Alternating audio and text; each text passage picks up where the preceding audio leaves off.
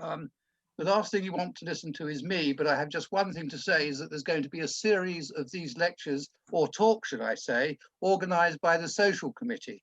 And if any of you have any thoughts on the subjects that you would like to hear, please email the clerk and we can then unroll them next year. Well, the talk we're going to have is Plumbers, Plague, Pestilence and Opportunities. It leaves me, as they say, without further ado, to introduce the charming, the debonair, and indefatigable Professor Rodney Cartwright, past master. Thank you, Master. Plumbers, Plague, Pestilence and Opportunities. First, I should say there's one or two pictures in it which some might find upsetting, so I've done my appropriate thing that I have to do these days and warn people that there are one or two pictures that could be a little bit upsetting. Now, I've given you all my various postnominals, which are somewhat weighty, for a reason. My MB shows that I'm interested in people and patients and qualified in medicine. My FRC path shows that I then specialised in microbiology and about bugs. My honorary FR Fellowship of the Royal Society of Public Health shows that I became interested in public health and the wider aspects of disease and infectious diseases.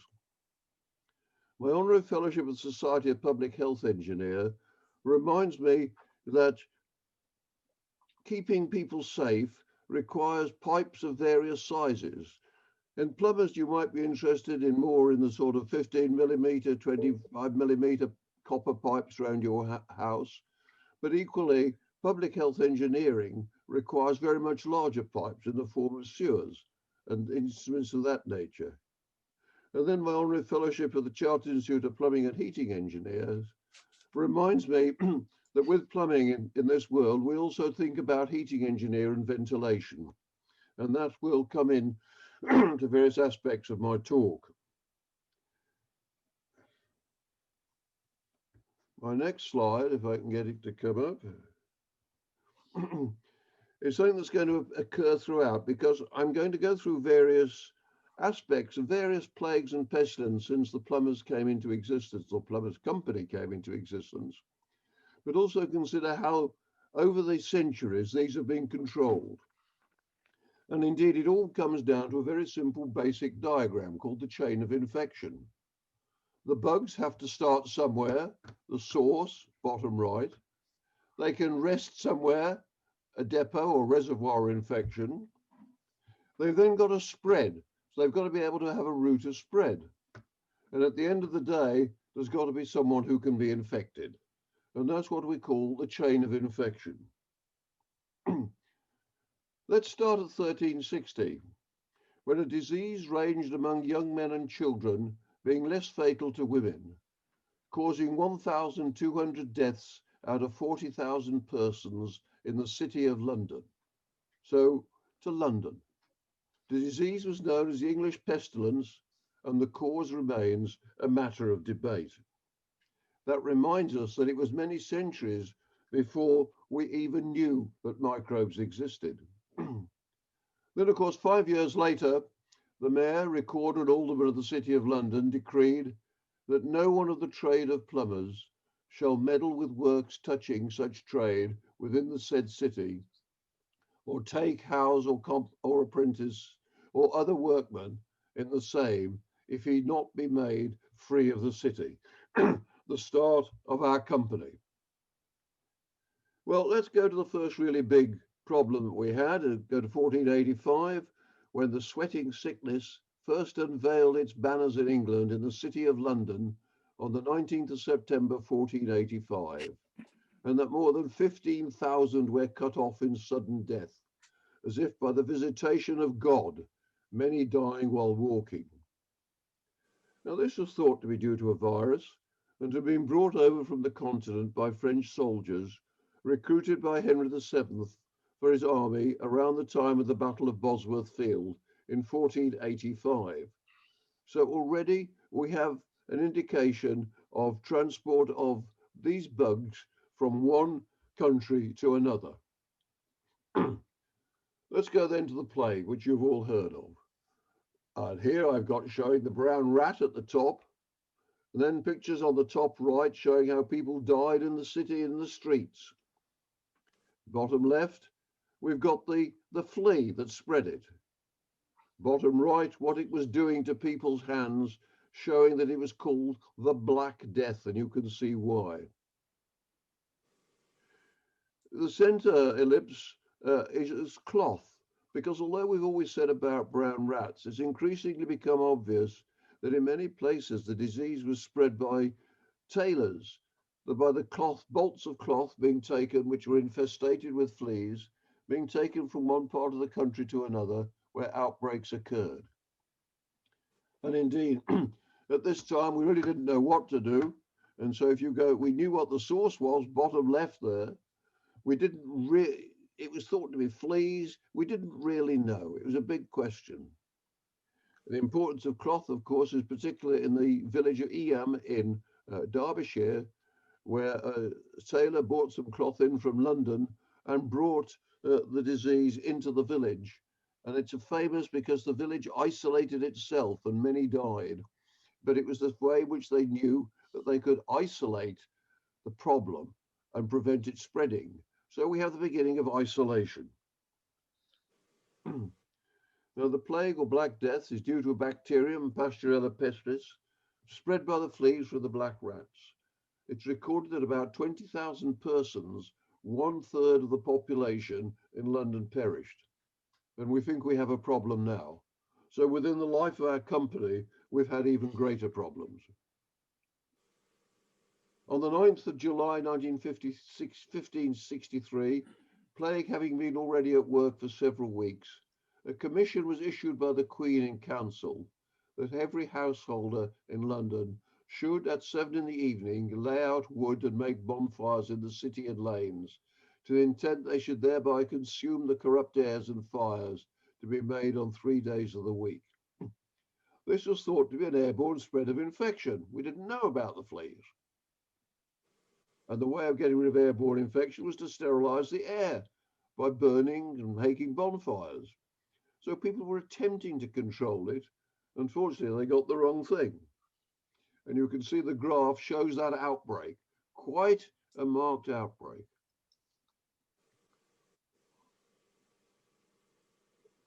Our own company was involved in the sense that in our own parish church, the parish of St. Magnus, and we're glad to see you here tonight with us, Philip, there were 103 burials, of which 33 were plague burials. In the whole city of 460,000, there were 68,596 deaths.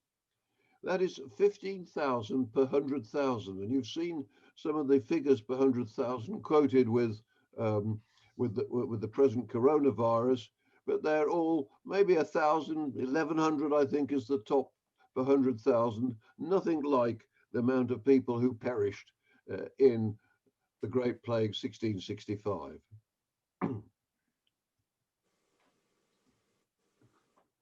Let me just see if I can. Let me go on to something which is a little more unpleasant, smallpox. I show these because I actually took these pictures myself. I took these in Nigeria as a medical student when I was there in 1962. The lady, bottom left, died the following morning. The white isn't due to the smallpox, that's due to calamine lotion, because it was the only thing to spare her, to help protect her. And indeed, she was in an isolation hospital. The picture on the right shows the typical rash, which shows little spots in the center, like a little umbilicus, little depression in the center. In 1840, we had 42,000 deaths in Britain due to this infection. And of course, it lasted for quite a long time. Here, this graph, if you look at the blue bits going up and down, shows the mortality in London from 1664 right through to 1931. Forget the brown curve, that's the number of deaths, weekly deaths. But it's just to show you that suddenly when we got up there where this sort of slight green bit at the top right hand side, the figures started to come down. and certainly then became down dramatically. And this was due to the introduction of vaccination, and vaccination worked. Hence, my little diagram on bottom left, you can see that I've reduced the susceptible host in that link of the chain. Now, of course, smallpox is the only disease which has been eradicated, virus disease, which has been eradicated from the world in humans. I should add, however, that in animals, the rinderpest is also another virus disease which has been totally eradicated. The only two infections which have been eradicated from the world.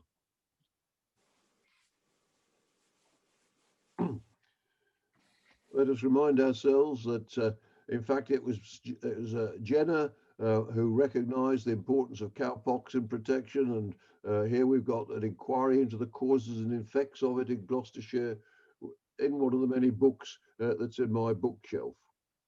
And indeed, we had an Act of Parliament in 1840 requiring vaccination to be compulsory.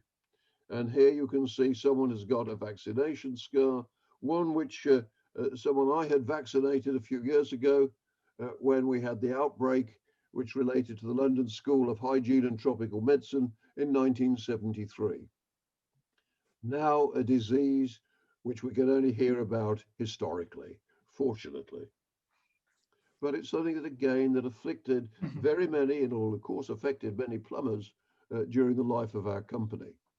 But something that we learned in the 60s, this is a hospital in Germany, and we had a patient in a room. You can see where I'm just highlighting just down there. There was a smallpox patient. But then the air came out of the room because they opened the windows to let the bug escape. But it went up the side of the building and actually went in to rooms above. And it spread through the hospital in that way. So again, ventilation and heating engineering became important. And so it's something, again, we learned. And we had learned in the diagram at the bottom that the source, we could isolate the source, but we also had to do something to prevent its spread. And in this case, it hadn't been spread. In the UK, when I was in my early days as a doctor, the smallpox hospitals we had were in the middle of fields with at least half a mile of no buildings surrounding them. The last one, if I remember correctly, was in Birmingham. Let us move on. On this September the 7th, 1893, a fatal attack certified as due to the cholerae diarrhea cholera took place in an adult female. The woman in question was employed as a cleaner in the House of Commons. She was attacked with severe abdominal pain, vomiting, and profuse diarrhea on September the 5th. Returning to her home, she suffered from frequent and copious rice water stools, cramps, blueness of extremities, sunken eyes, livid complexion, subnormal temperature, intense thirst, diminution and collapse, which terminated in death during the night of September the 6th. Remember, she started on September the 5th, she died on September the 6th. We had cholera. And indeed, if we look at the cholera deaths in the metropolis in 1832, which was one of the number of outbreaks of cholera within London at that time, and you look at the blue line, you will see that it was sort of suspicion there was something going on at the beginning of the year, but then June it started to go up, July up, August up, and then it came down again. But you can see that at the height there, we've got 2,000 deaths a week in the city itself.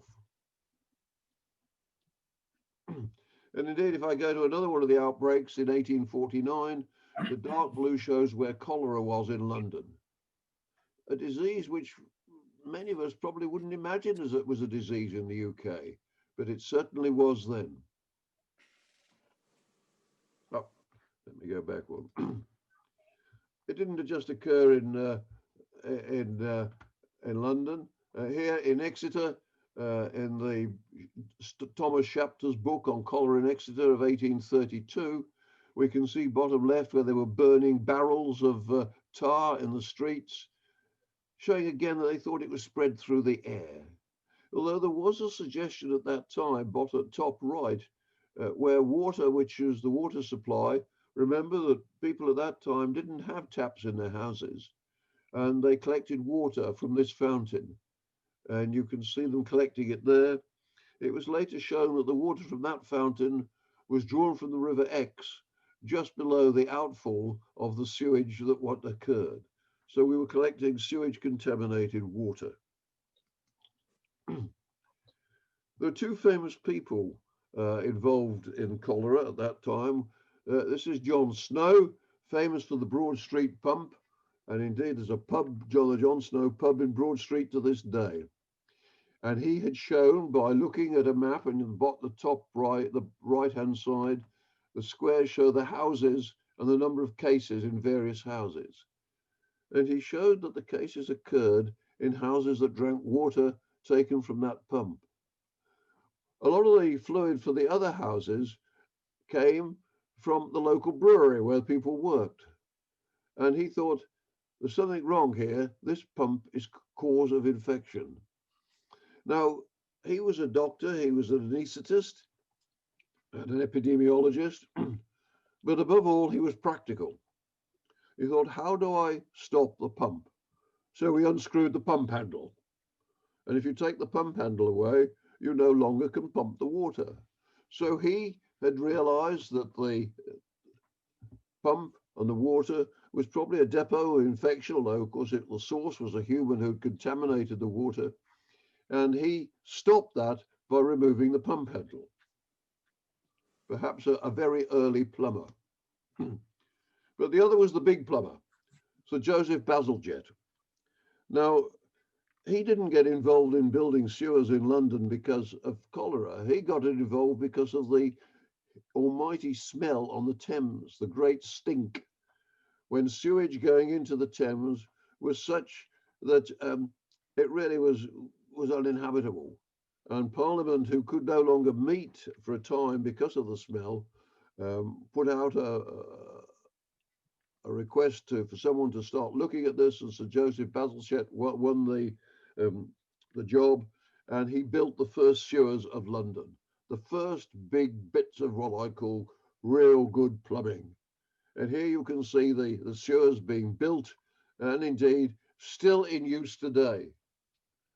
The picture on the right wasn't taken in the 1800s, as you can see from the workman with his protective gear on and his safety gear. This was a recent one, and these plumbers are still there. These sewers are still there, obviously undergoing the embankment. We also know from the lecture we had in our own company a few years ago that this sewer is now being redone. And here is what Bazalgette built. And we can see the pumping stations going down, all the way down to Crossness. And here you can see the sewage treatment works in Crossness in operation today. Now, the average household, this was the sort of thing that they often had. Some of them had pumps in their own backyard. Top right here is actually just where the water was drawn for the Exeter outbreak. Well, this is for the Exeter's water supply and the sewage works up there. But this is the sort of grounds that we had. But at that time, we began to move forward. And here you've got a copy of planning consent for a water closet. The approval stamp is dated 1893 and bears the name of the borough surveyor. It's an example of a householder building a new privy in the back garden to the latest sanitary standards accepted at the time. It is possible that the houses were originally built sharing a single earth closet between 3 or more houses, but people were beginning to want their own toilets by the 1890s.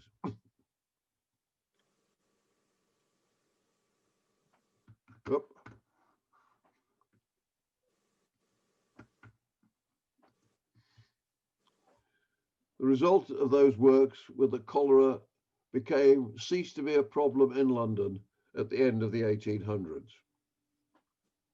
Let's move on. Polio.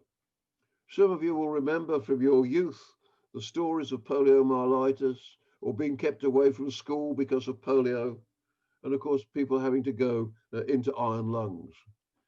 Polio is almost eradicated from the world, largely due to a combined effort between the part of the WHO, Bill Gates, and the Rotary International.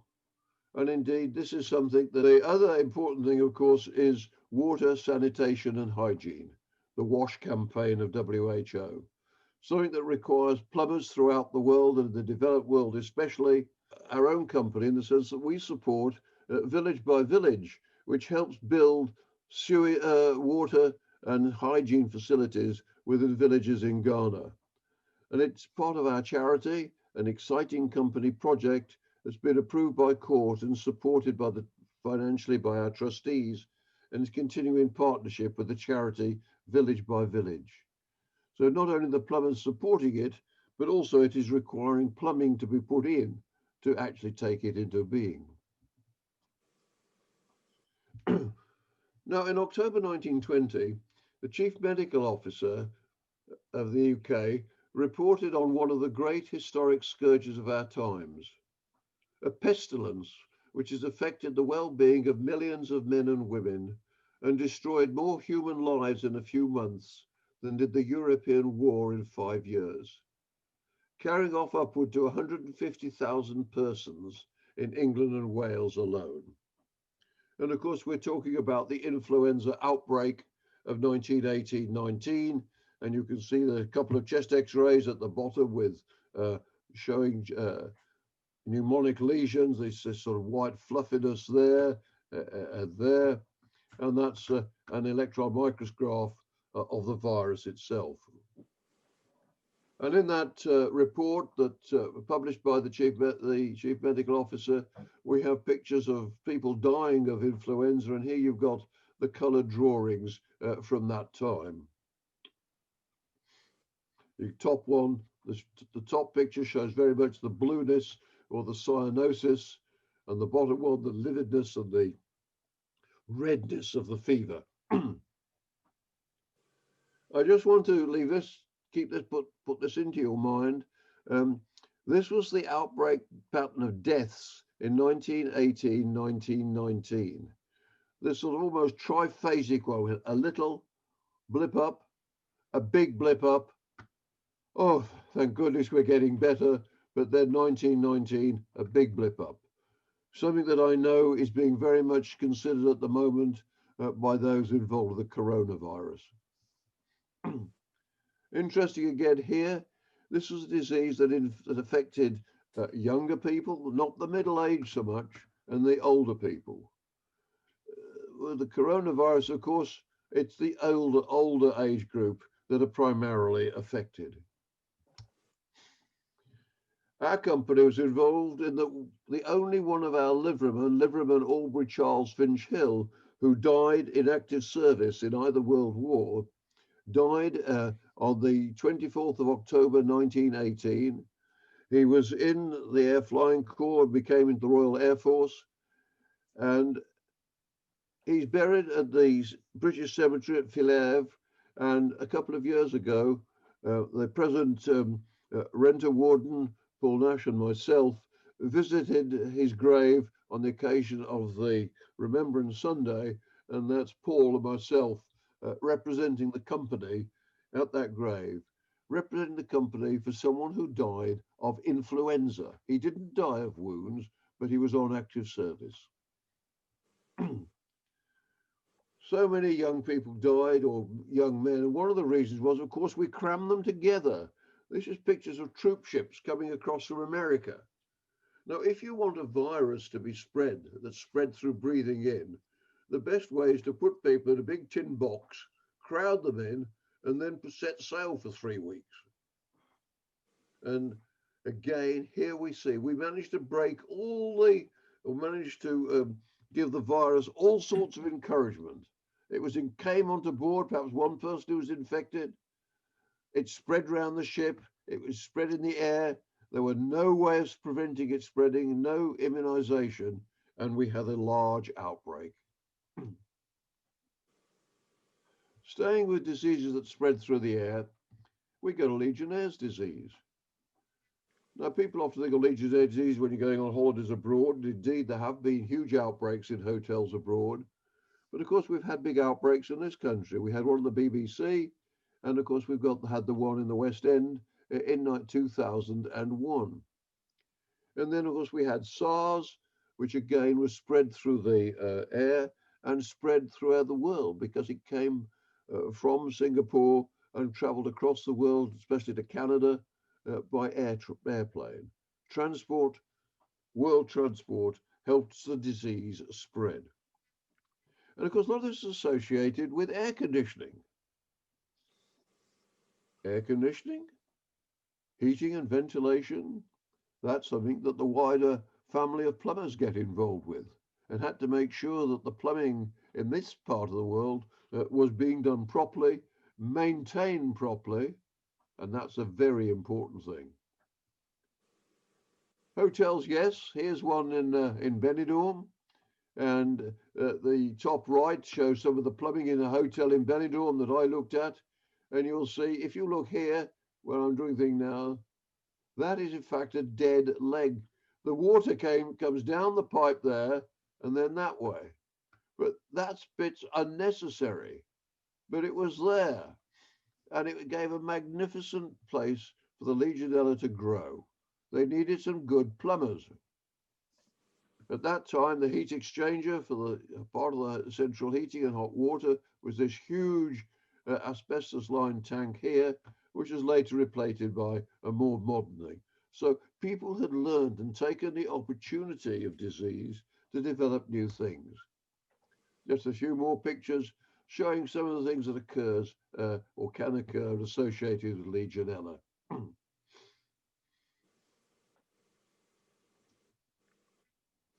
So again, let's just look at it again. Legionnaire's disease. The diagram on the left shows what happened in a hospital in Stafford, where again, due to the plumbing and plumbing plant being put in incorrectly, the disease spread from one floor to another.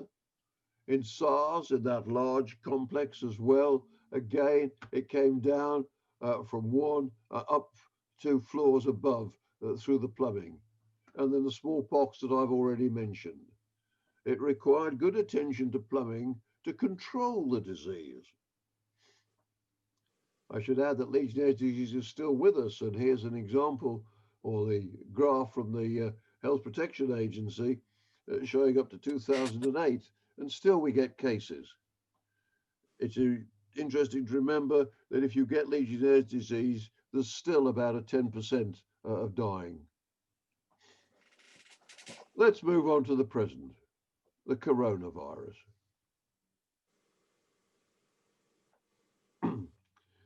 You've all seen these graphs on the television, I have no doubt, but I'm just reminding you, these are the latest ones that I got off the web today. The graph of the world shows that it is spread across the world. The graph on the right shows it really, the number of cases, nearly 60 million. The number of deaths is much lower, fortunately, but it's spread. It is something that has really spread around the world. The top 10 countries of the world, you can see here, the States has now got a little bit of a blip down, fortunately. The UK in the blue, we come down here, again coming down slightly. So again, we're seeing various patterns, but the interesting thing is it varies from country to country. So it's not just assuming that because you've got it in a country, that country is the same as the next door one. Or indeed, if you've got it in one town in the UK, that you're the same as the next town or city. The variations can be very local. Again, showing the daily confirmed dip. Now, I'm on this slide, that's the number of cases. There's the deaths for interest, but I'm just considering these bottom two. Remember I showed the influenza deaths where we had 3 waves. What I don't know, and nobody knows whether that was the first wave we saw in 1918, that is the second wave we saw later in 1918, what's going to happen in 2021? Hopefully, we've got other measures which we can now take, which will prevent us seeing another blip. But this is one reason why many epidemiologists and people who studied infection have concerns. Well, okay, how are we going to stop the coronavirus spreading? Remember, we've got to break the source, resting place, route of spread, susceptible host. We don't have to break them all to stop it going round, but we need to break at least one. Now, first of all, remember, this is the virus's delight. A good way of spreading a virus through the air. Remind you a bit of those cruise ships. Indeed, I was looking at the news today and saw some of the airports in the US before their Thanksgiving Day. And it's pretty reminiscent of that. I'm just hoping we're not going to see a big increase in cases in the States again, or indeed in the UK after the Christmas relaxation. Well, we can isolate. And indeed, in hospitals, we have COVID select areas. And here you can see in one of the British hospitals, there's parts of the hospital that you cannot enter because they're COVID select. Other parts being the green areas. India had a problem in working out how they were going to get sufficient isolation facilities. So they actually took over some of the sleeper trains, the sleeper coaches in trains, and converted them into isolation coaches. They knew they had to do something, so they took an opportunity. An opportunity presented itself to doing something different, and they used the sleeper of a train. Just to remind you that when you cough, that's what can happen. You spread out a whole load. Some of the big particles, you can see these ones dropping rapidly, but these ones here in the air. And indeed, you need good ventilation to control it. We need good heating engineers. I know you talk about heating, but sometimes it's just the cooling, but heating and ventilation engineering. And of course, we saw the problem of the toilets with the SARS, and here's some work that's being done recently. Someone saw an opportunity to spread and say, what happens when you do flush the toilet? And here, when you flush a toilet, you get a spray coming up, which you can't see. Flushing a toilet can disperse aerosol droplets nearly 3 feet in the air. One flush can put out 6,000 tiny droplets. Are the bathrooms properly ventilated? Again, one of the things that we're now beginning to look at gives us opportunities for plumbers to really get involved in looking at what's happening, not just on the practical, but also the academic level. So the other thing we've learned with the present outbreak is to try and stop a depot of infection. If we get on our hands, we need to wash our hands. If we touch the surface that's contaminated, we need to wash our hands to take it off. We need to clean surfaces, cleaning toilets, cleaning doorknobs.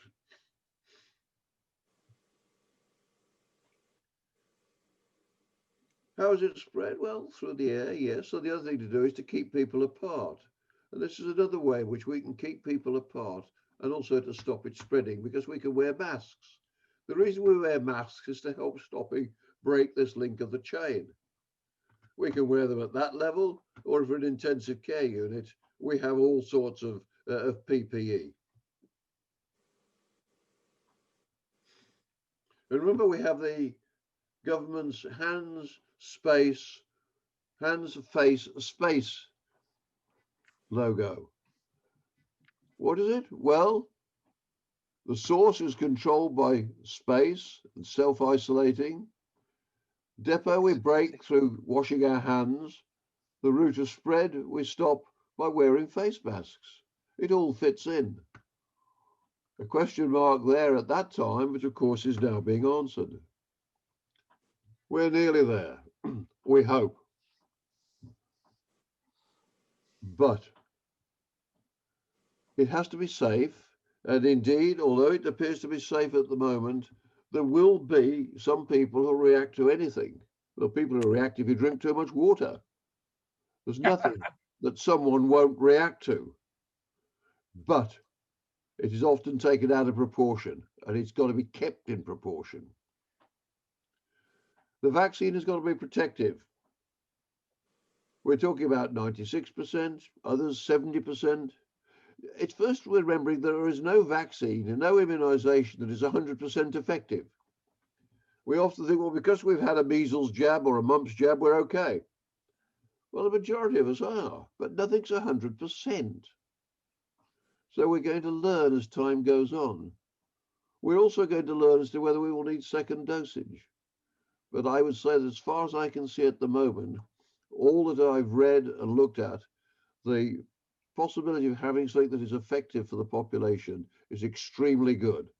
And certainly, I hope I can get fairly near the front of the queue to receive my dose. But we're still going to have these people down here, the anti-vaxxers, who are going to spread all sorts of stories in alarm and despondency. Because to affect the whole community, we need to get a lot of the community involved, 60, 70% of the people in the country having had the vaccine. And that's far easier said than done. So again, any encouragement we can give to get people to be vaccinated, I think we need to take. Just a quick reminder that both the influenza and the coronavirus are very complex beasts. They're not simple little blobs. They've got a structure. They've got things sticking, they've got knobs sticking out. And these knobs play various parts in the infection. But not only that, these knobs can change. We know that with influenza, that the influenza vaccine changes from year to year to keep up in the way that the virus has evolved.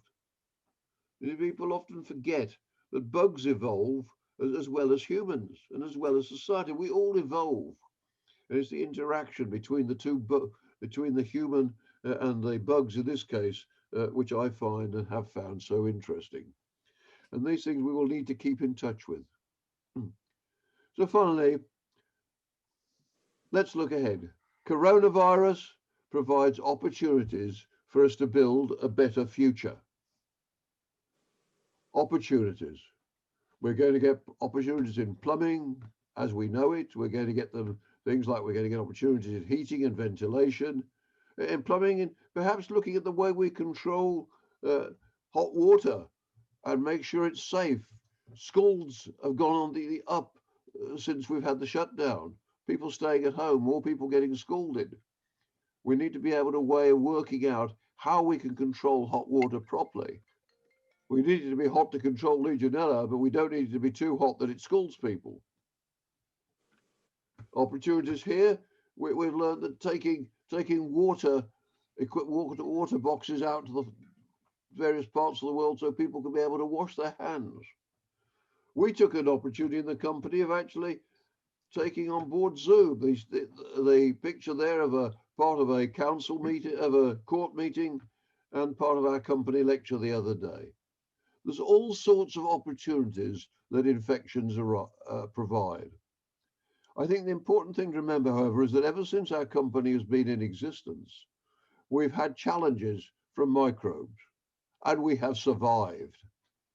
People are full, love despondent messages, love giving woes of things and that. But in fact, there's opportunities there.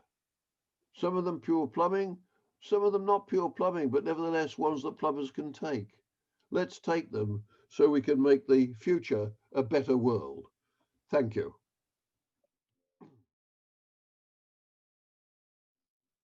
Hello, Rodney. Thank you so much for a most informative talk. And I'm can you hear me all? Yes? Yeah. Yes, great, lovely.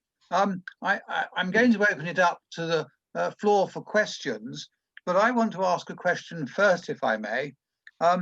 They say that we're always about 4 feet away from a rat. So what is the answer with regard to why we are not getting the plague again? What's stopping that little flea jumping back again? Well, I think the other very big thing, of course, is that the whole of the infrastructure of our country is different.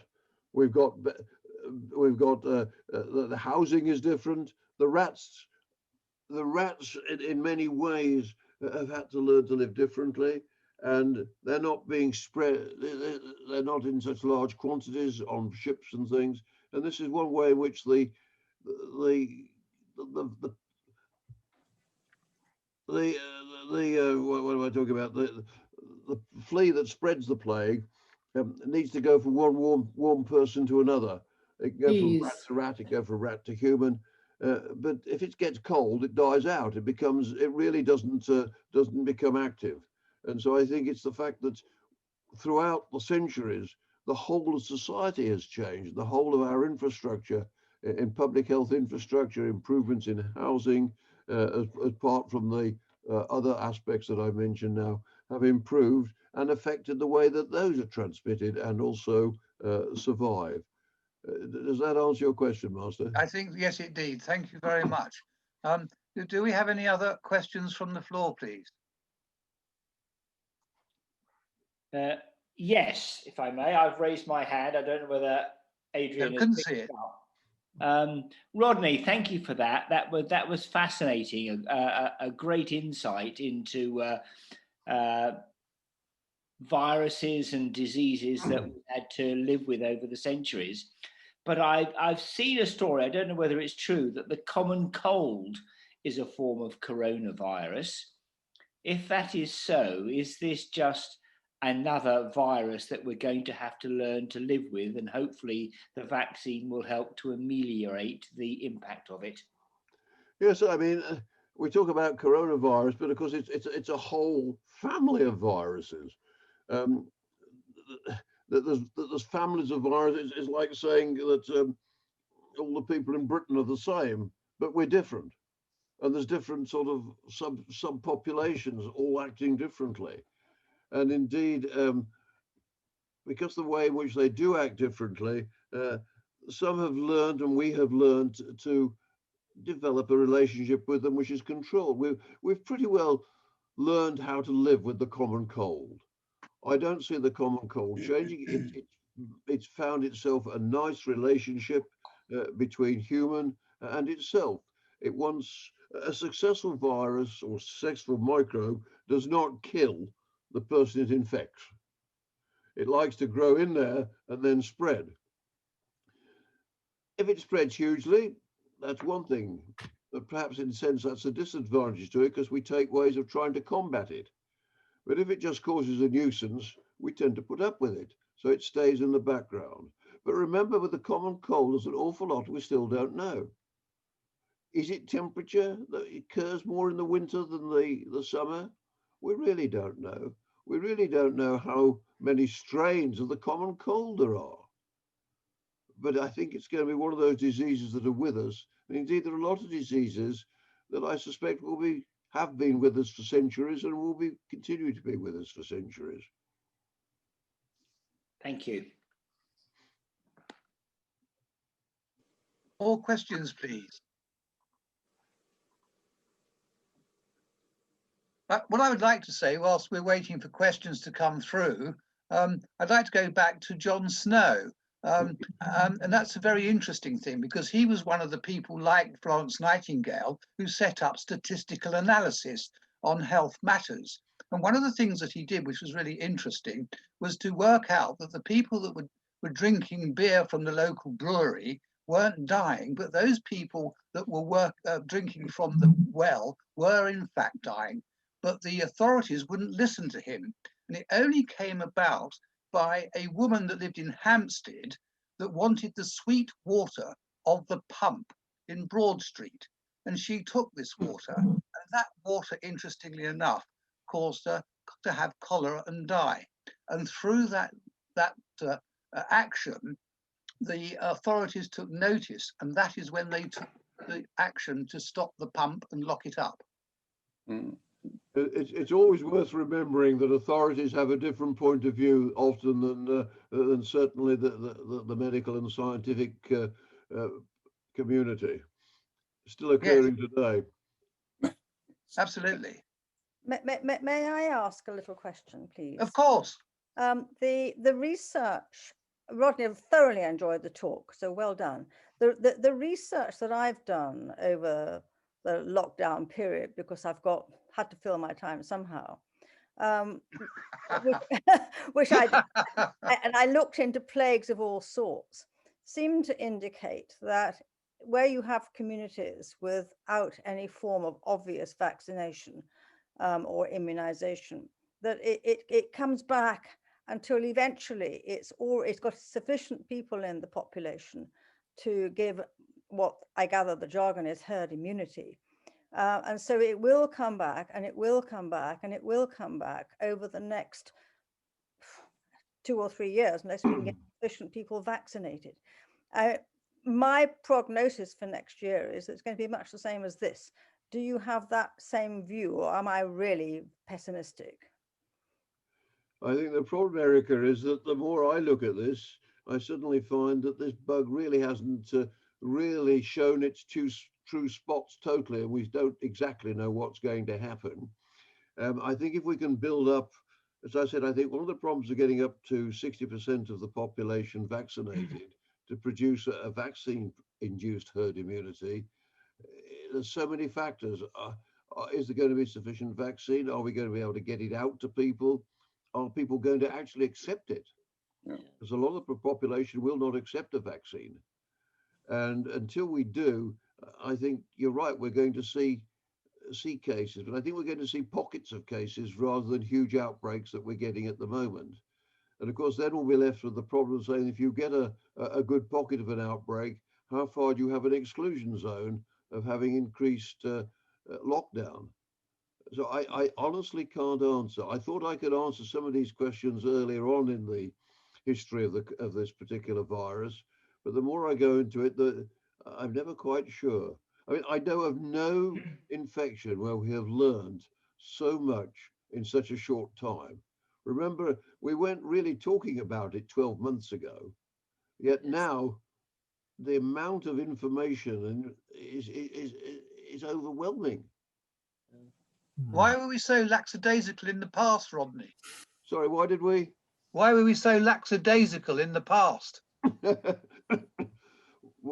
Why did I say it to Davidson in the book? Lackadaisical was what he said. Why were we so lackadaisical? Because we didn't know the virus existed. I think the problem is that the people who can do things, and I mean, you know, if you may remember, have read that certainly following the avian influenza outbreak of a few years ago, there was an expert committee set up to give advice to the government as to what should happen when the next outbreak occur, the next pandemic. And indeed, there's always the story a very famous research worker in the States said that the pandemic clock is ticking. The only problem is we don't know what time it is. So we're going to get other outbreaks or something. And indeed, the recommendations a few years, not many years ago, were of all the things that the government should do to be prepared for a new outbreak, suddenly became we're going to cost too much money. It doesn't really matter. We're over this now. I mean, I well remember in my own lab in the it would be what in the 1970s, a chief medical officer at the time came down and said, of course, infection is now under control with antibiotics. Infection has ceased to be a problem. We've got other health problems in this country now, so at least we can breathe a sigh of relief and forget about infection. I know every person who has hinted that has been proven wrong. Rodney, we have a question from Martin Schuler. Thank you very much, Master. Rodney, thank you so much for the presentation. Absolutely fascinating. I think we could have gone on all night here with you know, taking us through the last 1,000 years. But my question sort of builds on your last point really about preparedness. As you mentioned, the UK have known that a pandemic was on its way and rehearsed for it 5 or 6 years ago. What lessons do you think we've actually learned for the next pandemic beyond COVID? And if you were Prime Minister, what would you be doing now in terms of getting us ready for the next event of a similar nature. I think if I was Prime Minister now, I'd probably be having a nervous breakdown because I wouldn't know whether to cope with health or economy. What we've got is a balance of the health aspect and the economic aspects. And governments and politicians will react on what is the most pressurized at that time. And I have a horrible feeling that as we get over this, as the infections get less and things are under control, the politicians will be patting themselves on the back and saying, we've got it under control now, chaps, all is well. And eventually it'll slip down the agenda of things to be done because other things have become more pressing to have money spent on them. And indeed, Joe Public will say, well, it's no longer a problem. That's sorted out. We can forget that now. But we need money for extra schools. We need money for this, or we need money for that.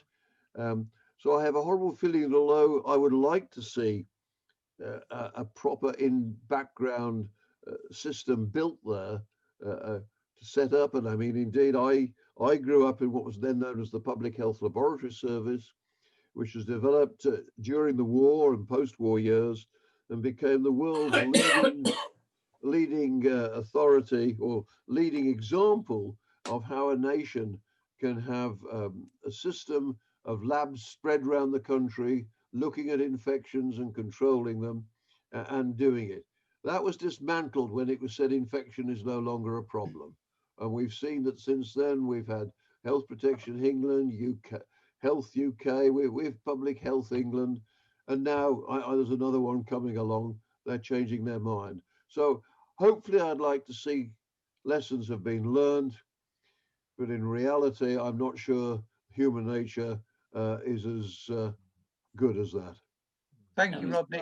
Absolutely. I have here, sorry, I have here 1, 2, 3, 4 questions coming up, and in order, I think it's Dr. Esteban who wants to mention something from abroad. It's been international. Thank you very much, Master. Can you hear me well? Lovely. Great. Well, first of all, Rodney, thank you very much for your talk. I think you have put in a very nice way several events through the history. Between you and me, we have been chatting during the last months a lot about travel and tourism. But I would like you, if you can share with the audience a little bit about how you see the next 5 years, the next 10 years, how all this is going to change, because as we all know, it is a lot is about moving from one location to another location, what is making this global. So how you see the way that travel and tourism may change in the coming years? Thank you. I would hope that if we get decent vaccination, a good vaccine and one that is generally accepted, that over the next couple of years we will gradually get back to normality of travel. However, we've got politicians involved and they're an unknown quantity totally, and I'm not quite sure how that will do it. I think also the whole way in which the community begins to come down to accept or otherwise what is actually happening. People will get fed up of not being able to travel abroad, not being able, not just abroad, but going to see relatives within their own country.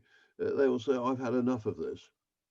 And my worry is that unless we can get a good level of immunity going, that people will begin to forget what they should do, and we'll begin to see an increase again. So it would not surprise me to see an increase again, but hopefully we won't. And I think this is an opportunity for all sections of the community to begin to look at the way things are done at the moment, so that if we begin to see an increase again, they can control it quickly.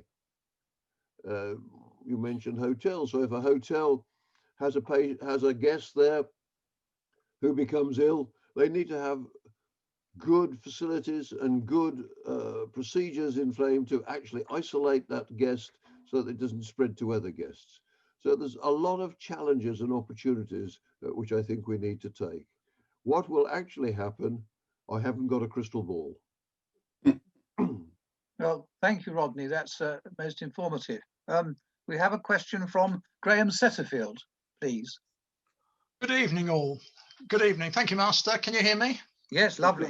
Good evening, Rodney. Very good lecture. Thanks very much for doing it. As always, entertaining and informative. A couple of points, if I could. I happen to live in Swale, which, as people now know, has suddenly hit the headlines because it's now the highest case of coronavirus in the country. But curiously, within Swale, which is Sittingbourne, Sheppey, and a small market town called Faversham, where I live, is way, way, way below the national figures. I mean, way below, single figure cases.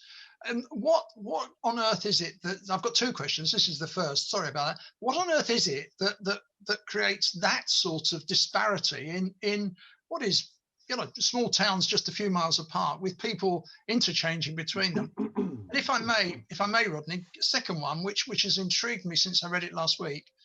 In Italy, they're now finding that the coronavirus is present in blood samples taken much earlier last year, long before there was ever talk of Wuhan being the source of this. And what do you make of that? Well, I think first is that in comparing anything, comparing figures from one country to another, comparing the results within a particular country or two close by towns, is that we're actually never comparing exact like with like. No two towns are the same. We don't know how people travel, or indeed whether the traveling out to other places is the same from the two towns. We don't know whether the makeup of housing and everything in the two houses in the two towns is the same. We don't know in the subpopulations within one of those towns, one subpopulation is getting more cases than another.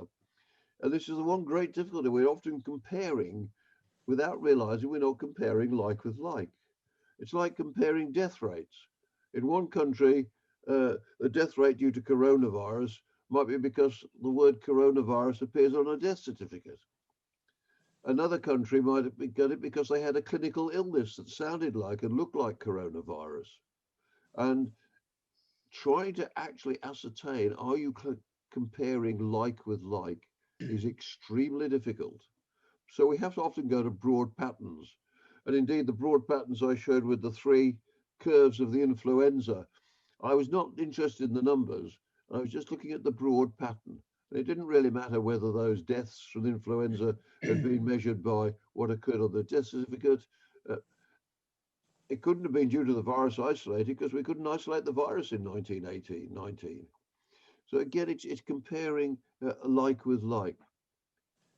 As far as if you, on all infections that I know of, often people over the last number of years have been looking back over blood samples and finding there's been a very low background existence of the virus going around, or the parts of the virus that are being tested for. Remember, the virus isn't a simple beast, it's complex.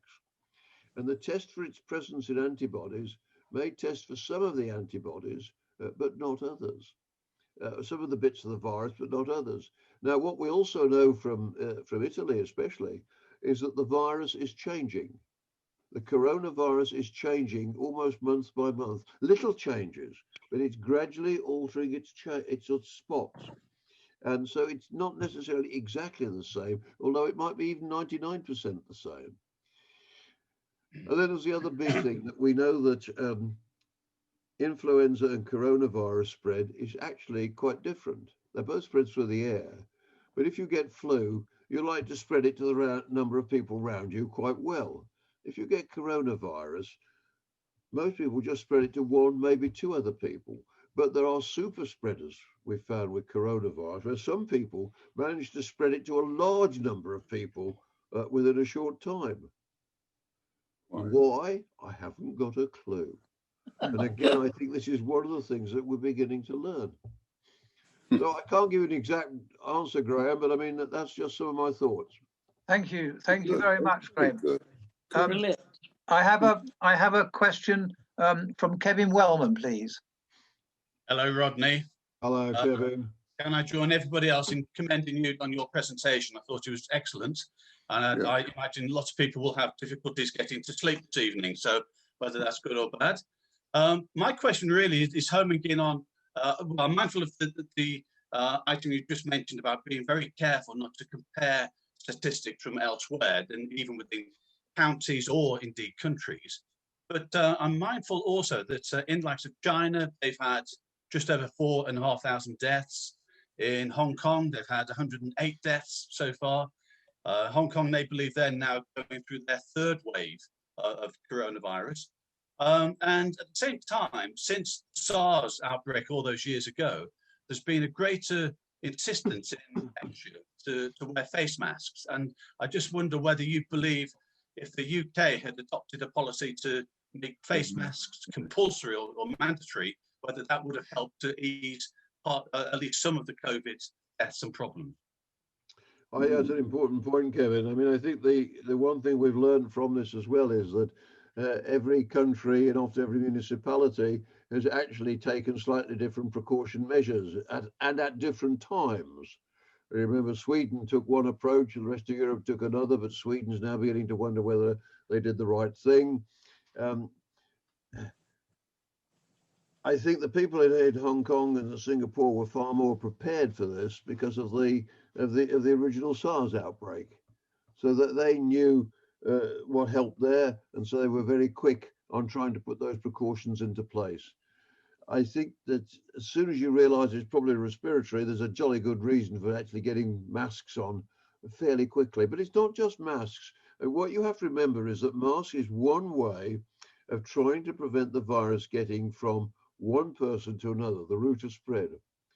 Now, in spreading the virus, there's two things that are involved. One is the concentration of virus who breathes in, and the other is the time period over which they breathe it in.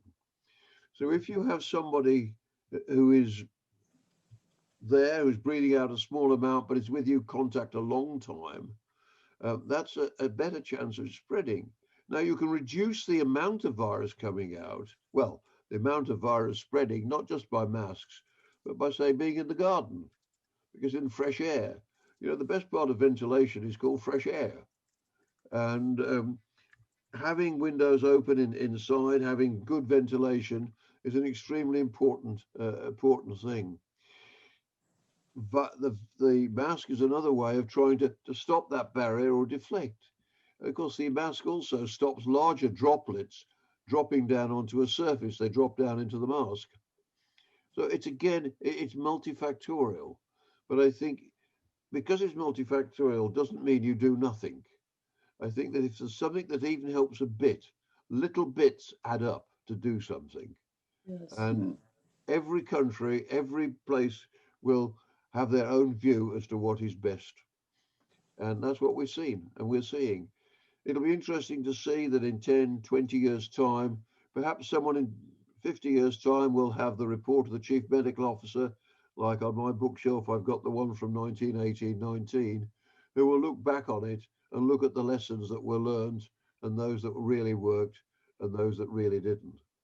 Thank you, Rodney. That's very interesting. And thank you, Kevin, for that question. I've got two questions here coming next, and I think that will probably be the end. We have Susan Lee, please. Thank you, Master.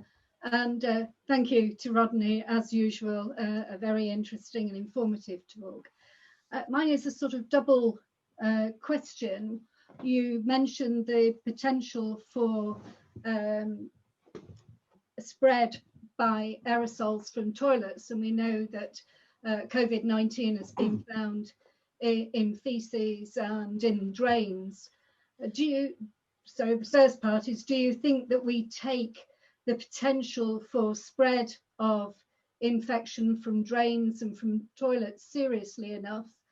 And in hospitals where they don't have a toilet seat because of or cross-infection, should we be reconsidering that balance of risk between having a toilet seat and the spread of infection?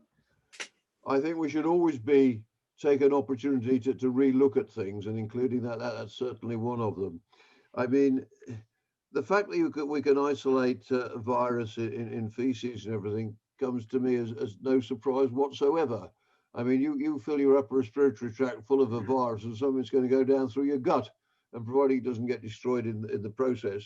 And indeed, if I remember correctly, initially we were looking at virus genetic material in feces, which didn't mean it was alive, but since then they've been able to isolate the virus. And of course, that has also then said, well, okay, if it's in feces, where's it going to then? Is it coming out when you use the toilet, coming out as an aerosol to be breathed in? Should we be worried about it getting into sewage and sewage contamination of rivers and whatever else? Each one raises new questions and gives opportunities for people to look at it afresh and properly. So often, some of these things seem to be minor, and as soon as it's over, people say, we don't want to spend money on that anymore. We'll do our research in something else. But I agree, we do need to look at it. As far as toilet seats are concerned, again, I think the important thing is, of course, the toilet seat can become a depot or reservoir of infection. And the important thing is that they are kept clean. And cleaning is so important. And, you know, the most important part of cleaning is, and I've taught this for many years, is soap, water, and elbow grease. If you happen to be selling disinfectants, you can include disinfectants as well. But of course, having said that, the bleach and bleach compounds are extremely valuable in killing both viruses and bacteria. But you've still got to clean. Cleaning comes first. Lovely. Thank you very much. I've got one more question from Upper Warden Nick Jones, please. Yes, I was just going to say, raising the odds one more. My wife has told me to wear a mask, never flush the toilet, and take plenty of vitamin D. So my question is, Rodney, is vitamin D a good idea or not in this situation, or is that just another old wives' tale? I suspect there's no actual proof one way or the other. I think the important thing in any toilet is that in flushing a toilet, it's a jolly good idea to have good ventilation in that room. If you happen to have the wind blowing in through a window and out through a door, and you leave the toilet door open, that's a jolly good way of spreading it around the house. It's going the other way, of course, but certainly opening the toilet window and closing the toilet door when you're flushing, and of course shutting the toilet lid, that will reduce the amount of aerosol coming up. What about vitamin D though? Do you think that's any good? Vitamin D is an interesting one. No, there's no definite proof, but increasingly among what I've read, that taking vitamin D is not just vitamin D, vitamin D3. D3, yeah, that's right. Is the important one. There we are. A daily dose of that. Many people take. Time will tell whether it's important. I tend to think there might be a slight balance because it helps the immune system. So I'm actually taking it myself, if that's an answer. Well, that's great. I've also started having a bonfire once a day in the garden. Good. No. A bonfire once a day in the garden. I don't think so. No. Thank you. Does that answer everyone's? Yeah, thank you. Thank you. I think we've got time for one more question. Any more questions? Yes, okay. Yes. Could I just possibly come in here? It's obviously, if you can't see me, it's Paul Nash, rental warden, and obviously the webmaster. Rodney, can I just say that was fascinating? Thank you very much. That was a great lecture.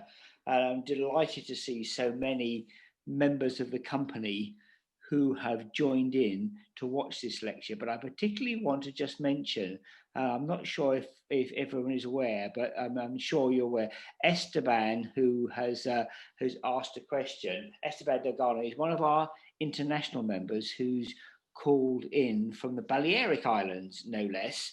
And just looking through the screen, I see we have, I hope I've pronounced this right, Mireia. Mireia, I assume you are Esteban's daughter. Delighted that you could join us. We also have Michel Noguera. Again, I apologize if I pronounced that Miguel, was it? correctly, but I'm delighted that you could join us as well. And another one of our international members, Russ Cheney. Russ, great to see you. Great that you've joined in. I'm not sure if you are in California at the moment, but it shows just what the international reach of these lectures and the modern connectivity of the world allows us. And for everybody else that has joined in, that was absolutely fascinating, and delighted that our reach has been so great. Anyway, enough from me. Great presentation, Rodney. Well, thank you very much, Paul. That's absolutely brilliant. I can't see everyone, I'm afraid. My screen isn't bringing in all the international members, and of course, as Master, I welcome them too. And delighted that I was going to say I'm delighted that I can't see you, but I meant to say anyway, it's lovely. And thank you, Rodney, for a fascinating, interesting and penetrating lecture. Loved it, or talk, should I say. I rather prefer talks. So thank you very much. Without further ado, I hope to see you on the next lecture or talk that's coming up probably next year. And as I said before, please send in what you would like to hear, because we want to know from you what interests you. And that's most important. Thank you all very much, especially Rodney. Thank you, Martha.